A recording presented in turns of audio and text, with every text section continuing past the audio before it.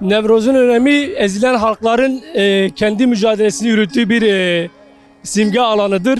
Ve İzmir halkı bugün bu Nevroz'a özgürlük için, barış için, demokratik bir yaşam için burada bulunmuş oldu.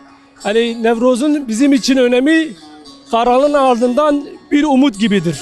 Yani Sayın Öcalan bugün eğer kendisi daha rahat bir alana sahip olursa barış konusunda da daha ilerleyici bir rol ve misyonu üstleneceğine inanıyoruz.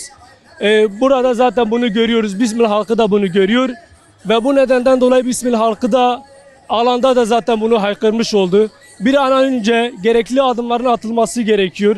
Yani Sayın Öcalan'ın fiziki özgürlüğü, Kürt halkının da fiziki özgürlüğü anlamını taşıyor. Gerçek anlamda bunun olmasını umut ediyoruz. Ve son olarak şunu söylemek istiyoruz. Bütün ezilenlerin ve bütün Kürt halkının Nevroz Bayramı kutlu olsun.